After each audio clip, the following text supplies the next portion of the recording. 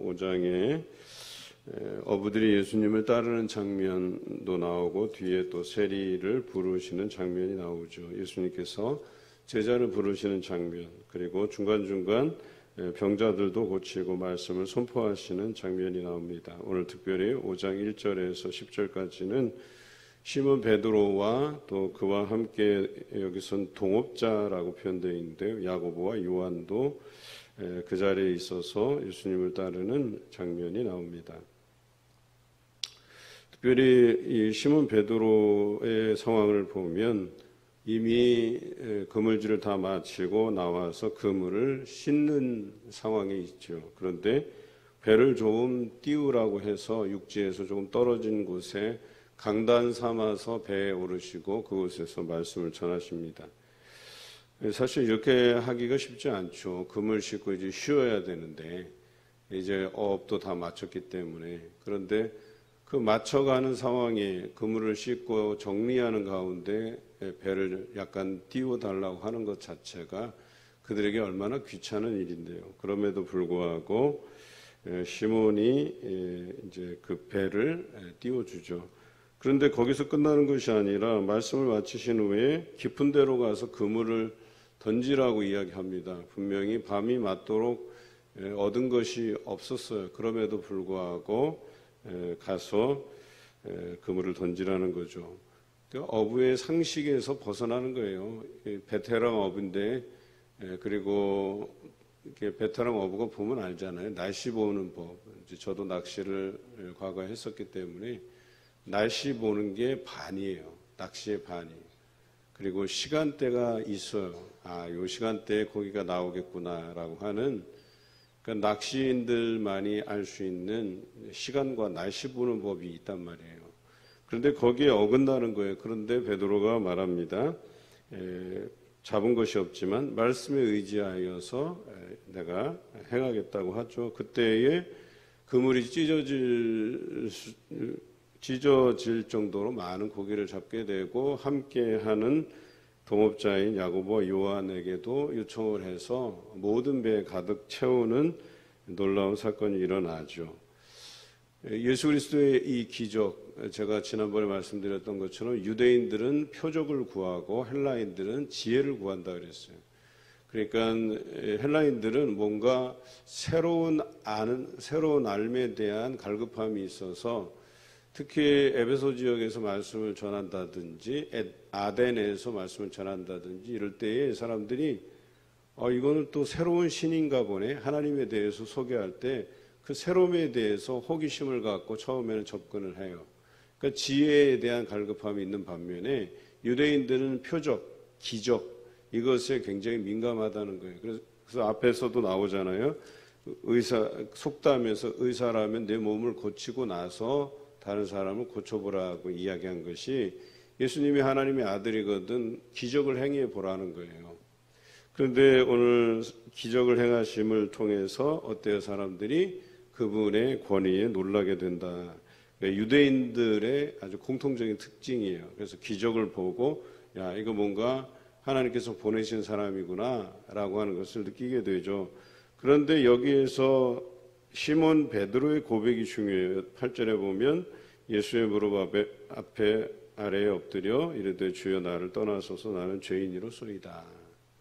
분명히 앞에 그물을 씻다가 말고 배를 띄우는 거나 또 말씀을 마치신 후에 깊은 데로 가서 그물을 던지라 했을 때 말씀을 의지하여 그렇게 하겠다고 한 베드로는 이미 어찌 보면 굉장히 순종적이고 대단한 믿음의 소유자라는 걸 알 수가 있어요. 그럼에도 불구하고 그것도 중요하지만 그보다 더 중요한 고백이 나는 죄인으로서이다 라고 하는 자기 정체성에 대한 부분을 고백해내는 거예요. 우리 안에 이런 고백이 있어야 된다는 거예요. 내가 그동안 쌓은 믿음이 있고 또 내 부모로부터 받은 신앙적 유전이 있는데 이런 것들보다 더 중요한 것은 뭐냐면 예수 그리스도를 인격적으로 정확히 만날 때 우리 안에 꼭 있어야 되는 고백, 나는 죄인이다 라고 하는 이 고백이에요. 나는 죄인으로서이다 라는 고백은 그동안 내가 쌓은 연수가 있고 신앙적 바탕이 있고 이런 것이 중요한 게 아니라 나의 정체성, 나는 여전히 죄인이고 그 죄성으로 인해서 나는 여전히 그 연약함 속에 있다라고 하는 이 고백이 없으면 사람은 언제든지 교만할 수 있다는 거예요. 언제든지 내 판단이 옳고 내 주장하는 바가 옳고 그래서 다른 사람에게 나의 어떤 생각들을 강요하게 되고 그렇게 하다 보면 다른 사람들에게 본의 아니게 상처 입히는 일들이 비일비재하게 일어난다라고 하는 것이죠. 그래서 주님 앞에 또 우리가 하나님 앞에 서면 우리가 늘 죄인임을 고백해내는 이 자세가 너무나도 중요하다는 것이죠. 그래서 이들에게 드디어 예수님께서는 이제후로는 내가 사람을 취하리라, 사람을 낚는 어부가 되게 한다 말씀하셨죠. 그리고 더 중요한 건 11절이에요. 그제서야 모든 것을 버려두고 예수를 따르니라. 이 공통점이 되게 중요해요. 여기서도 그들의 모든 것을 버리고 예수님을 따랐죠. 세리도 부르실 때에 자기 것을 다 포기하고 예수님을 따랐다라고 하는 것이 너무나도 중요하다라고 하는 것이죠. 우리는 이런 부분들을 보고 예수의 제자됨이라고 하는 것을 다시 한번 생각해 볼 필요가 있어요. 27절로 넘어가 보면 레위가 예수를 따르는 장면이 나오죠. 28절 그가 모든 것을 버리고 일어나 따르니라. 모든 것을 다 버렸다는 거예요. 이 버렸다는 게 뭐 생업을 그만뒀다 이런 의미도 있지만 이제 세속적인 물욕에 대한 부분들을 완전히 내려놓고 예수 그리스도의 제자로서 즉각적으로 따랐다라고 하는 것이죠. 뭐가 그 인생에서 중요한지에 대해서 정확히 알았다는 거예요. 과연 이럴 수 있을까? 우리가 삶에서 예수 그리스도의 그 복음의 가치를 알게 될 때 이렇게 내려놓을 수 있을까? 버릴 수 있을까? 이거 쉬운 문제 아닙니다, 결코. 우리가 그래서 날마다 이것이 정리가 안 돼서 주일만 되면 일하러 갈까? 교회 나갈까? 항상 이 두 사이에서 고민하는 사람들이 꽤나 돼요. 아직도. 가족의 중요한 행사가 있고 예배드리는 그것과 날마다 고민하게 되는 여전히 우리는 세속에서 이것을 구별해내지 못하고 있다니까요.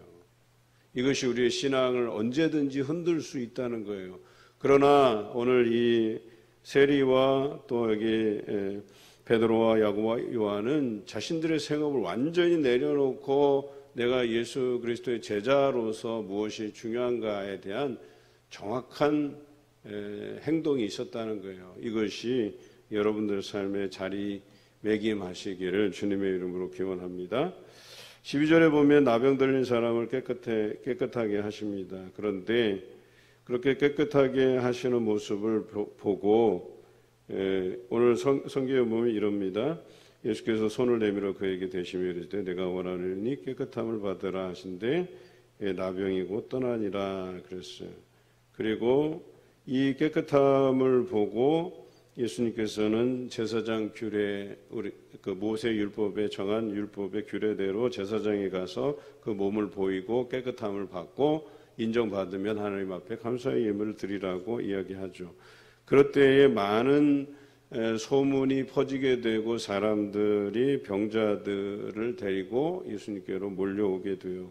거기서 그 병을 고침에 받고자 하는 사건이 나와요. 그런데 예수님의 행적이 상당히 의아한 부분이 16절이에요. 예수는 물러가서 한적한 곳에서 기도하시더라 그랬어요.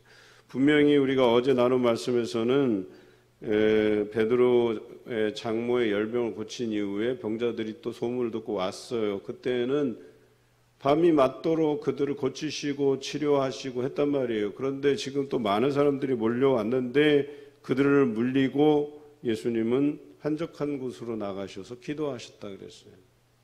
무엇이 중요한지에 대한 이야기예요. 그들에 대해서 긍휼한 마음이 없으신 게 아니라 물론 그들을 치료하시고 하는 것 중요하죠. 그런데 오늘 여기서 예수님의 그 더 중요한 본분은 하나님과의 인격적인 교제라고 하는 거예요. 기도에 더 기울였다라고 하는 거예요. 그래서 한적한 곳으로 가셔서 기도하셨다라고 하는 것이죠. 우리도 마찬가지예요. 사역의 중요성 대단히 중요하죠. 그런데 그보다 더 중요한 것은 하나님과 나와의 인격적인 교제예요. 기도를 통한 만남이에요. 그것이 없이는 사역이 이루어질 수 없다는 거예요. 여러분들도 그런 인격적인 교제가 중요한 거죠. 교회에서 열심 내는 거, 예, 중요하지요. 그런데 그보다 더 중요한 거는 하나님과 나와 고요하게 만날 수 있는 그 인격적 교제의 장이 우리에게 구별되어 있어야 된다는 거예요. 그저 교회에서 이 사람이 열심을 낸다고 해서 하나님의 일꾼이냐, 그렇지 않다는 거예요. 하나님과의 그 인격적인 교제가 이루어져야만 이것이 끈끈하게 사역으로 이어져야만 그것이 하나님께서 원하시는 길임을 기억하시기를 부탁을 드립니다. 이제 17절부터 중풍병자를 고치는 사건이 나와요. 이 부분은 인자에게 죄사함의 권위가 있는데, 오늘 특별히 다른 경우에는 그 병자들의 병을 치유하는데, 오늘 여기서 보면은 20절에 그 믿음을 보시고 이 사람은 내 죄사함을 받았느니라 선언한 것이 문제가 되었어요. 고치는 것은 그들에게 뭔가 하나님께서 보내신 특별한 사람인가 라고 하는 이런 시각으로 보게 하는데, 그 고치는 사건을 죄사함을 받았다는 선언을 주시거든요. 그런데 이 부분이 오늘 베드로가 예수님을 만나서 그 능력 행하심을 보고 나는 죄인이로소이다 라고 하는 고백과 굉장히 연관성이 있다는 거예요. 이 병고침의 역사를 통해서 우리가 깨닫게 되는 것은 내가 죄인임을 깨닫게 되고 그 죄인임을 고백하는 것이라고 하셨을 때에 이 중풍병자에게 그 병을 고치는 것이나 아니면 죄사함을 선언하는 것이나 매 한 가지예요. 사실은 그가 예수 그리스도의 그 인격적인 만남은 그것이 결과적으로 어때요? 그 사람의 정체성을 알게 되는 거잖아요. 그 병을 고치나 아니면 죄사함을 선포하나 예수 그리스도와 인격적인 만남은 동일한 것인데, 이들은 병을 고치는 행위와 죄사함을 얻는 행위에 대해서 굉장히 다르게 보는 시각을 갖고 있단 말이에요. 그래서 죄사함의 권위는 없다라고 생각한 거죠. 그것은 신성모독이라고 생각한 거예요. 하나님만이 그런 권위를 가졌다고 생각하는 거예요. 그런데 이들이 예수 그리스도께서 하나님의 아들이신 것과 메시아로 이 땅에 오신 것에 대한 영적인 분별력이 없다는 것을 단적으로 드러낸 본문이에요. 그런데 우리가 이 본문을 생각할 때는 앞에 베드로가 예수님과의 인격적인 만남을 통해서 자신이 죄인임을 깨닫는 것이나, 오늘 이 사람에게 만약에 제일 처음에 죄사함을 받으라 하지 아니하고 내 침상을 걷어버리고 돌아가라, 걸어라 했을 때에 그가 병고침을 받고, 저는 이제 이 본문을 해석하면서 이 중풍병자도 내가 죄인이었구나 라고 하는 것을 나는 깨달았다고 보는 거예요. 이 앞전 본문을 통해서. 그러니까 침상을 거두고 걸어가는 표현, 일어나 걸으라는 표현과 내 죄사함을 받았다라고 하는, 너가 죄인이었었는데 이 메시아인 하나님의 아들이신 이 존재를 만남으로 인해서 내 죄사함을 받았다라는 것과 뭔 차이가 있느냐 말이에요. 이들에게는 이런 해안이 없었다는 거예요. 그래서 서기관과 바리새인들이 이건 신성모독이다, 하나님 외에 누가 능히 죄를 사하겠느냐 그랬을 때 예수님께서 뭐예요? 인자가 땅에서 죄를 사하는 권세가 있는 줄을 내가 너에게 알게 하리라 하고 뭐라 그래요? 일어나 걸으라고 이야기하죠. 그때 걸어지는 역사가 일어나요. 예수님께서 이 두 가지를 동등하게 보셨다는 거예요. 그리고 또 한 가지를 의미하죠.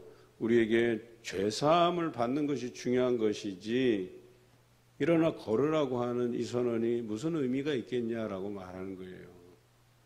다시 말해서 오늘 앞에 본문에서 베드로가 그물을 넣어서 많은 고기를 잡았다? 이거 별 의미 없는 일이에요. 그것을 통해서 정말 하나님의 아들이신가 보다, 권위 있는 그런 가르침과, 그게 중요한 게 아니에요. 베드로가 나는 죄인이로소이다 라고 하는 이 회심, 이 변화가 굉장히 중요한 거예요. 마찬가지로 여기에서 이가 침상을 걷어버리고 일어나 걷는 것, 이거 아무것도 아니라는 거야. 능히 이 일을 행하실 수 있다는 건데, 이에게 더 중요한 것은 네가 지금까지 죄인이었으나 이제는 그 인격적인 만남을 통해서 죄사함을 받았다는 이 선언이 그에게 중요했다는 것이죠. 그것을 알게 하시는 거예요. 그리고 그 권위가 인자에게 있다는 사실을 사람들에게 알려주신 사건이라고 얘기하는 것이죠. 그랬더니 26절 모든 사람이 놀라 하나님께 영광을 돌리며 심히 두려워하여 오늘 우리가 놀라운 일을 보았다 이렇게 고백하게 만드시죠. 그리고 27절부터 레위를 부르시는 사건, 그리고 이 일에 대해서 레위가 예수를 위하여 큰 잔치를 하니까 그 잔치 벌이는데 어때요? 세리들의 친구는 세리들이겠죠. 그래서 세리들, 죄인들 와서 앉아서 잔치하는데 바리새인과 서기관들이 또 그것을 보고 시비를 걸죠. 어떻게 해요? 요한의 제자들은 자주 금식하고 바리새인의 제자들도 그러하는데 당신의 제자들은 먹고 즐깁니다 라고 이야기한 거예요. 예수님께서 여기서 일침을 놓으시죠. 혼인잔치에 손님이 왔는데 그 손님들에게 금식하라 할 수 있느냐. 이 혼인잔치의 특징은 먹고 마시는 거잖아요. 오늘 예수님이 신랑 되셔서 오셨고 그 신랑을 맞이하는 신부들이 행할 것은 그 잔치집에서 함께 먹고 즐기는 일이라는 거예요. 그러나 신랑을 빼앗기는 날이 곧 오리라고 얘기하는 거죠. 예수님께서 십자가에 달리시는 사건을 말하는 겁니다. 그때에는 너희가 울고 금식하여야 하리라 말씀하시잖아요. 그러니까 예수님이 계시기 때문에 지금 먹고 마시는 것 하나도 이상할 것이 없다고 말씀하세요. 또 이르시되 새 옷에서 한 조각을 찢어 낡은 옷에 붙이는 자가 없나니 또 새 포도주와 낡은 부대 가죽에 넣는 문제로 비유로 설명하시죠. 이 비유를 마치시고 새 포도주는 새 부대에 넣어야 할 것이라고 말씀하시죠. 이제 새로운 시대가 도래하고 있음을 이들에게 말씀하고 있어요. 서기관과 바리새인들은 이 세례 요한의 등장부터 꺼리낌이 많았어요. 분명히 하나님께서 주신 제사의 제도가 있는데 이들이 다른 걸 이야기해요. 죄사함을 받는 그 회개의 세례를 받으라고 이야기하는 것부터가 자신들의 기득권을 누려왔던 그 제사제도와는 완전히 배치되는 것들이거든요. 그리고 예수님이 등장하셔서 자신에게 그런 죄사함의 권위가 있으심을 알리시기는 것도 그들에게는 뭔가 찜찜해요. 하나님 외에는 죄사함의 권세가 없는데 라고 하는 것부터 시작해서 오늘 또 흠잡기 위해서 얘기했을 때에 어떻게 죄인들과 식사하는가에 대한 문제를 지적했을 때에 의인이 병자에게야 쓸모가 있듯이 인자는 죄인을 부르러 왔다고 말씀하시고 또 자신을 신랑으로 비유하셔서 신랑이 계실 때 그들과 함께 먹고 마시는 혼인집 잔치를 이야기하거든요. 그런데 잘 들어보면 굉장히 논리적인 말씀이세요. 설득력 있는 말씀이세요. 다만 이들이 이것을 헤아리는 영적인 지혜가 없다는 것뿐이죠. 영적인 분별력이 없다는 것뿐이죠. 여러분, 우리 안에 이런 것이 없기를 원해요. 영적인 분별력이 없어서, 해안이 없어서, 지혜가 없어서, 말씀을 깨닫는 것도 없고 그저 말씀의 감정만 실을 뿐이지 이 말씀이 내게 어떠하다라고 평하는 것이 아니라 정말 이 말씀이 선포되어질 때 여기에 담겨진 제대로 된 의미가 우리 안에 마음에 새겨지고 여기에 하나님의 진의, 참된 뜻을 깨달아 하는 저와 여러분 되시기를 주님의 이름으로 기원합니다.